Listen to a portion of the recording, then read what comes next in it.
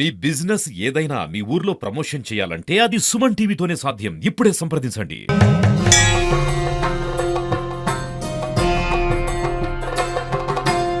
మరి ఒక సందేహం, ఆడపిల్లలు గర్భవతిగా ఉన్నప్పుడు ఏ నెల నుంచి పూజలు చేయకూడదు? అసలు ఆడపిల్లలు 1-2 నెలలు కాగానే వాళ్ళకు ఉన్నటువంటి శిశువు లోపల పెరుగుదలను చూసి వామిటింగ్స్ నీరసాలుగా ఉంటారు.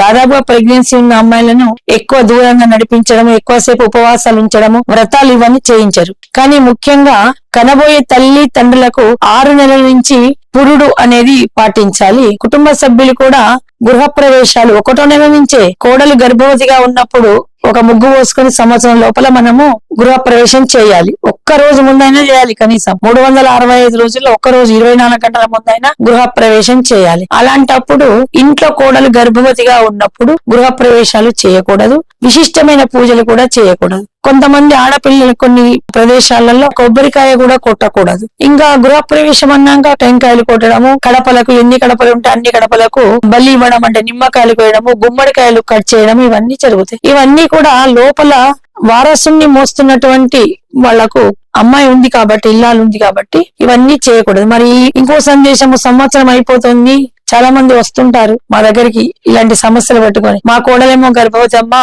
మాకేమో ఇల్లు కట్టుకొని సంవత్సర కాలం అయిపోతుంది, ఈ లోపల గృహప్రవేశం చేయాలి కదా అన్నప్పుడు ఏంటంటే, అమ్మాయి గృహప్రవేశం రోజు అత్తామామలు గృహప్రవేశం చేయాలి. కానీ ఒక కొడుకున్నా సరే కోడలు గృహప్రవేశంలో అమ్మాయి ఇంట్లో పుట్టింటికి వెళ్ళాలి, ఆ ఇంటికి రాకూడదు. అలాంటప్పుడు ఏం చేయాలంటే పూర్ణ కుంభం పోయకూడదు. పొడి పసుపు కలిపిన పొడి బియ్యాన్ని మాత్రమే గుమ్మానికి పోయాలి. అన్నం వండి దాని మీద జ్యోతి పెట్టి మనం గుమ్మడికాయలు కట్ చేయకూడదు. లేకుంటే ఇంకొకటి సుసాయనంగా సూక్ష్మంగా చెప్పేది, మామూలుగా పాలు పొంగించి ఒక టెంకాయ కొట్టి నిమ్మకాయ కట్ చేసి ఇంట్లోకి వెళ్ళి పాలు పొంగించి ఆ అమ్మాయి డెలివరీ అయిపోయాక వాస్తుహోమం చేసుకుని అప్పుడు గుమ్మడికాయలు కట్ చేయాలి. అప్పుడు మాత్రమే గృహప్రవేశము విధి విధానంగా చేసుకోవాలి. ఎప్పుడైతే కోడలు గర్భవతిగా ఉన్నప్పుడు ఇలాంటివన్నీ బలి కార్యక్రమాలు చేయకూడదు. ఎందుకంటే ఆ పిండానికి కీడు అని మన వేద శాస్త్రాలు చెప్తున్నాయి. లోపల పెరిగే శిశువుకు కీడు అని చెప్తున్నాయి. బుద్ధిమాందలం ఉండవచ్చు, లేకుంటే 6-7 నెలలకు గుండెల్లో హోల్స్ పడే ఉండే అవకాశం ఉంటుంది. లేకుంటే